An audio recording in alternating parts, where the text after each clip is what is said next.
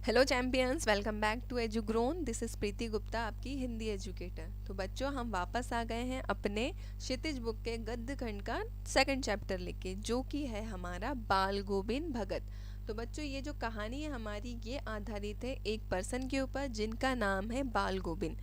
वो किस तरह का अपना जीवन व्यतीत करते हैं? वे अपना जीवन व्यतीत करते हैं एक भगत की तरह, ठीक है, जिनका नाम है बाल गोविंद। और ये जो कविता है या ये जो लेख है, सॉरी कविता नहीं है, ये जो कहानी है ये लिखी है राम वृक्ष बेनीपुरी जी ने। तो सबसे पहले बच्चों हम यहाँ पर जानेंगे राम वृक्ष बेनीपुरी जी का जीवन परिचय। तो इनका जो जन्म हुआ था वो हुआ था 1899 में बिहार के मुजफ्फरपुर ज़िले में, है ना। मुजफ्फरपुर ज़िले में इनका जन्म हुआ था। बेनीपुर गांव में बेनीपुर नामक गांव में इनका जन्म हुआ था, इसीलिए इन्होंने अपने नाम के आगे अपने गांव का नाम ऐड किया है, जिसका नाम है बेनीपुर, है ना। बचपन में उनके माता पिता का निधन हो गया था, जिस कारण उनका बचपन अभावों, कठिनाइयों और संघर्षों में बीता। मतलब बचपन से ही इनके माता पिता बचपन में ही इनके माता पिता का निधन हो गया था, जिसके कारण इनका बचपन बहुत ही ज़्यादा कठिनाई और बहुत ही ज़्यादा परेशानियों में बीता। 10वीं तक की शिक्षा प्राप्त करने के बाद ये 1920 में भारतीय राष्ट्रीय स्वाधीनता आंदोलन में सक्रिय रूप से जुड़ गए थे। तो ये भारतीय 1920 में अपनी 10वीं की पढ़ाई कंप्लीट करने के बाद राष्ट्रीय आंदोलन में जुड़ गए थे। इस दौरान में कई बार जेल भी गए और उनकी मृत्यु सन 1968 में हुई थी। राम वृक्ष बेनीपुरी की रचनाएं महज 15 वर्ष की अवस्था में ही अनेक पत्र पत्रिकाओं में छपने लगी। मतलब ये बहुत ही प्रतिभाशाली थे कि 15 वर्ष की आयु में ही इन्होंने अनेक पत्र पत्रिकाओं में अपनी रचनाओं को प्रकाशित होने का मौका मिला। वे बेहद प्रतिभाशाली पत्रकार भी थे। उनकी रचनाओं में स्वाधीनता की चेतना, मनुष्य की चिंता और इतिहास का युगानुरूप व्याख्या है।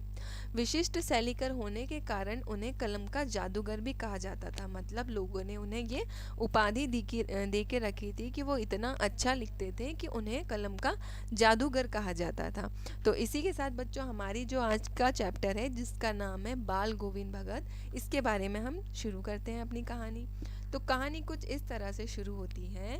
बाल गोविंद भगत लगभग 60 वर्ष के एक मंझोले कद, मतलब छोटी, ज़्यादा बड़ी ना ज़्यादा छोटी हाइट के एक गोरे चिट्टे आदमी थे। उनके सारे बाल सफ़ेद हो चुके थे। वे बहुत ही कम कपड़े पहनते थे। मतलब या तो वे सिर्फ धोती पहनते होंगे या तो सिर्फ धोती पहनते होंगे और पगड़ी लगाते होंगे। कमर में सिर्फ एक लंगोटी और सिर में कबीर पंथियों की जैसे कनपट्टी टोपी। मतलब वे क्या पहनते थे, एक लंगोटी पहनते थे और सिर में कबीर के तरह वे क्या करते थे, कनपट्टी वाली एक पगड़ी बांध कर रखते थे। बस जाड़ों में ही काली कमली ऊपर से ओढ़ लेते थे और ठंड के टाइम पे क्या करते थे, काला कंबल भी ऊपर से ओढ़ लेते थे। उनके मस्तक पर हमेशा रामानंदी चंदन का टीका लगा रहता था और गले में तुलसी के जड़ों की एक बेडोल सी माला पड़ी रहती थी। मतलब उनका पहनावा कैसा था, एक लंगोटी और सिर के ऊपर कबीर पंथियों वाला टोपी, है ना। और जब ठंड पड़े तो क्या डाल लो अपने ऊपर, एक कंबल डाल लो, है ना। और माथे पे हमेशा एक चंदन का टीका वे लगा कर रखते थे। और उनके गले में तुलसी की माला होती थी, जो गले में एकदम बेतरतीब पड़ी रहती थी।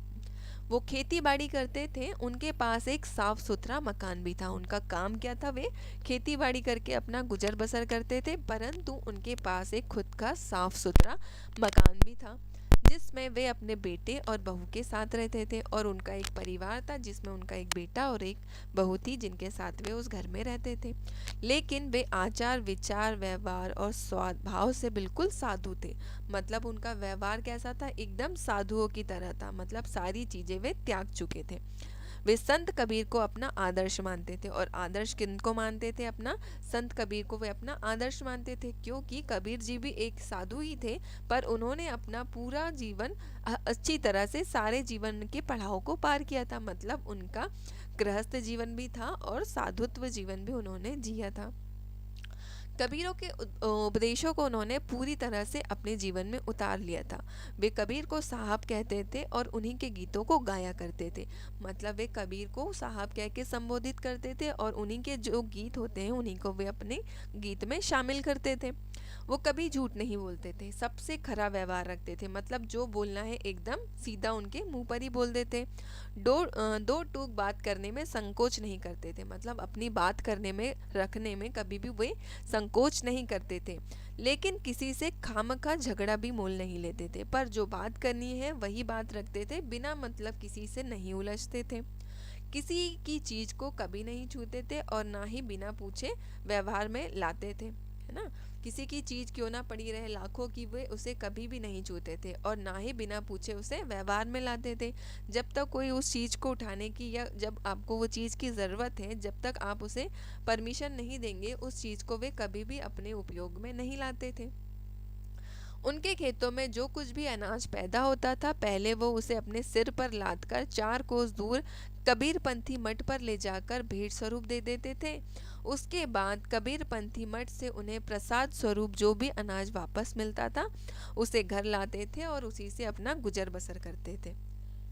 तो वे क्या करते थे, उनके खेत में जितना भी अनाज पैदा होता था सबसे पहले वो अपने सर पे रख के कहाँ लेके जाते थे, कबीर पंथियों का एक गांव होता था, वहां पर वे उसको दान करने के लिए लेकर जाते थे। और प्रसाद के रूप में जो भी वहां से उन्हें वापस अनाज मिलता था उसी को अपने घर में गुजर बसर करने के लिए उपयोग में लाते थे, है ना।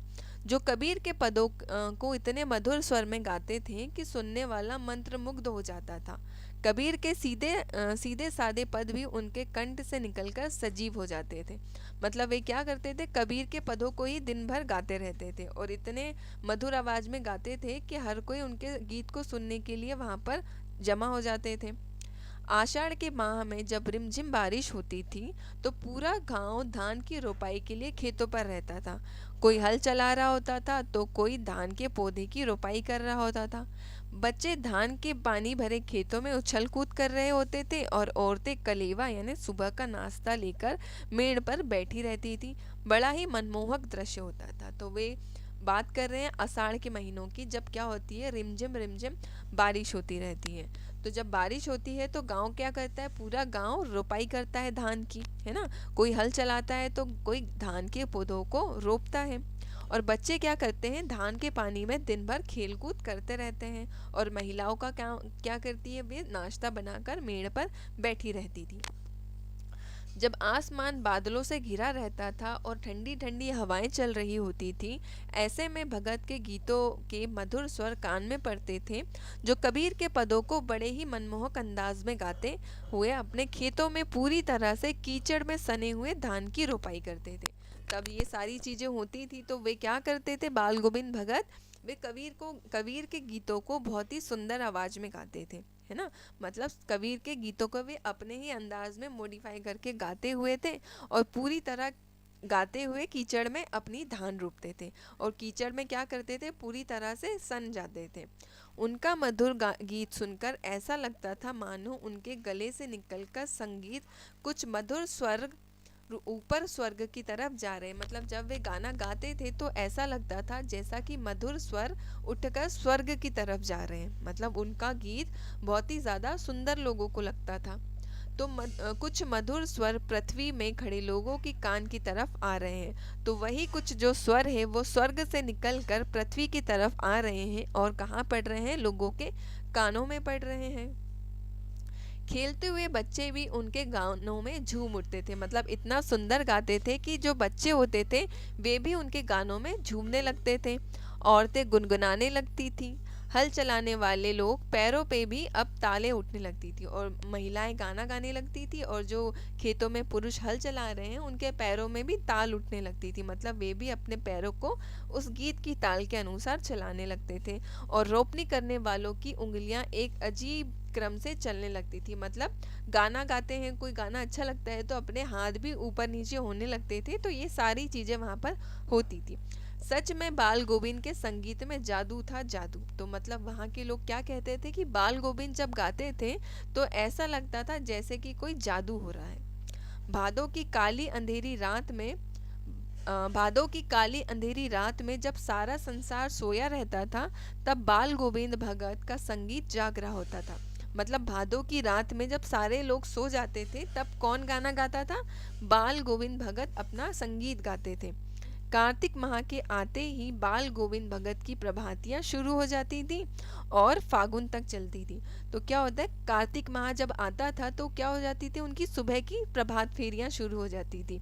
तो क्या करते थे, वे सुबह उठकर गांव में घूम घूम कर गाना गाते थे। और ये काम कब तक चलता था उनका? फागुन के आने तक ये सारा चलता रहता था। इन दिनों वे सवेरे उठकर गांव से 2 मील दूर नदी में जाकर स्नान करते थे। स्नान से लौटकर गांव के बाहरी पोखरे के ऊंचे भिंडे पर अपनी खजड़ी ले जाकर बैठते और गाना बजाते थे। तो जो उनकी दिनचर्या थी वो क्या करते थे, गांव से 2 मील नदी होती थी, वहां जाकर स्नान करते थे। वहां से आने के बाद गांव की पोखरी पर बैठकर अपनी काकड़ी से गाना बजाते थे, है ना। और गर्मियों में तो वे अपने घर के आंगन में ही आसन जमाकर बैठते और अपनी मंडली के साथ गाना गाते थे। अब गर्मी के मौसम में बहुत ज़्यादा धूप होती थी, तो क्या करते थे, सारी मंडली अपने घर में ही जमा लेते थे और वहीं अपनी मंडली के साथ गाने गाते थे। बाल गोविंद भगत की संगीत साधना का चरम उत्कर्ष उस दिन देखा गया जिस दिन उनके इकलौते बेटे की मृत्यु हो गई। उन्होंने बड़े प्यार से अपने बेटे की शादी की। घर घर में एक सुंदर और सुशील बहू आई, जिसने भगत को दुनियादारी और गृहस्थी के झंझट से मुक्त कर दिया। तो मतलब जब उनका संगीत की साधना संगीत की चरम साधना उस दिन लोगों को पता चली जब उनके इकलौते बेटे की मृत्यु हो गई थी। उन्होंने अपने बेटे की शादी बहुत ही प्यार से की थी। घर में एक सुंदर और सुशील बहू भी आई थी, जिसने क्या किया था, भगत को अपनी दुनियादारी और गृहस्थ के जीवन से मुक्त कर दिया था। मतलब अब उन्हें घर की कोई भी परेशानी नहीं रही थी, तो वो सारा काम अब बहू करने लगी थी। क्योंकि इकलौते बेटे की मृत्यु के बाद उन्होंने अपने मृत बेटे की देह को आंगन में एक चटाई पर लेटाकर उसे एक सफेद कपड़े से ढक दिया। तो जब बेटे की मृत्यु हो गई तो उन्होंने क्या किया, बेटे के शरीर को आंगन में एक चटाई के ऊपर लिटा दिया और उसके ऊपर एक सफेद कपड़ा ढक दिया और उसके ऊपर कुछ सफेद फूल, तुलसी पत्र भी बिछा दिए और सिर के सामने एक दीपक जला दिया। फिर उसके सामने ही जमीन पर आसन लगाकर गीत गाते रहे, वो भी बहुत पूरी तल्लीनता के साथ। और क्या किया उन्होंने, सिर के सामने एक दीपक जला दिया और उन्हीं के सामने बैठकर वो आसन लगाकर गीत गाने लगे, बहुत ही शांत और शालीनता के साथ। उनकी बहू अपने पति की मृत्यु पर बहुत ज़्यादा दुखी थी, इसलिए बहुत ज़्यादा रो भी रही थी। इसलिए बाल गोविंद भगत पूरी तल्लीनता के साथ गाना गाए जा रहे थे। मतलब बहू बहुत ज़्यादा रो रही थी, फिर भी बाल गोविंद भगत जो थे वो बहुत अच्छे से अपना गाना गा रहे थे और अपनी बहू को भी रोने के बजाय उत्सव मनाने को कह रहे थे। और बहू को कह रहे थे कि रो नहीं बेटा, तुम भी उत्सव मनाओ। वो कह रहे थे कि वृहनी आत्मा अब परमात्मा से मिलने जा रही है। मतलब जो अब आत्मा है, इतने दिनों से परमात्मा से बिछड़ के रही, अब वो उस परमात्मा से मिलने जा रही है। और यह सब आनंद की बात है और ये तो बहुत ही ज़्यादा खुशी की बात है। इसलिए रोने की बजाय तुम क्या करो, उत्सव मनाओ। तो उन्होंने क्या किया, बेटे की चिता को आग भी उन्होंने अपनी बहू से ही दिलवाई और श्राद्ध की अवधि पूरी होते ही उन्होंने बहू के भाई को बुलाकर अपनी बहू को उनके साथ भेज दिया और साथ में यह भी कहा कि बहू की दूसरी शादी करवा दें, है ना। क्योंकि वह बहू जो थी वो भगत को छोड़कर जाना नहीं चाहती थी, क्योंकि वह जानती थी कि उनका भगत के अलावा अब कोई भी नहीं है, क्योंकि उनके बेटे की भी मृत्यु हो गई और बहू ही उनका एकमात्र सहारा थी। इसलिए बहू उनकी सेवा करना चाहती थी और उन्हें छोड़कर नहीं जाना चाहती थी। पर जो भगत थे वे अपने स्वभाव के अटल थे। उन्होंने निर्णय ले लिया था कि वे अपना आगे का जीवन अकेले ही निर्वाह करेंगे। उन्होंने अपनी बहू को भाई के साथ जाने के लिए विवश कर दिया। उन्होंने कहा कि तुम्हें अपने भाई के साथ जरूर जाना ही चाहिए।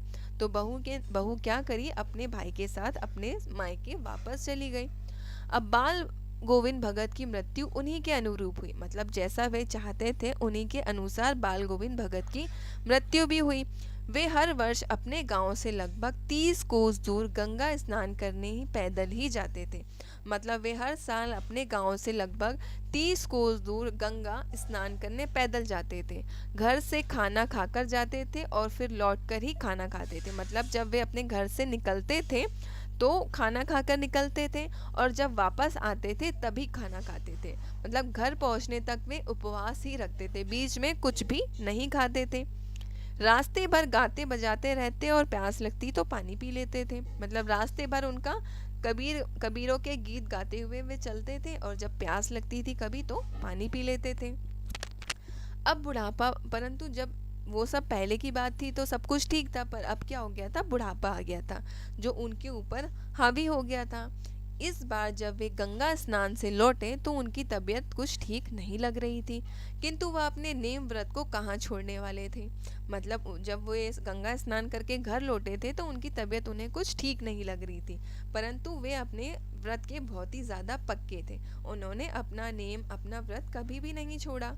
घर लौटकर जब उन्होंने अपनी वही पुरानी दिनचर्या जारी रखी, लोगों ने उन्हें आराम करने को कहा, लेकिन वो सबको हंसकर टाल देते थे।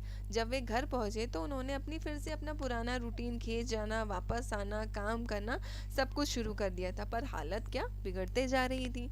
तो लोगों ने उनसे अनुरोध किया कि अब आप आराम करिए, है ना। तो लोगों ने कहा उनसे आराम करने का, तो सारे लोगों की बातों को उन्होंने हंसकर टाल दिया।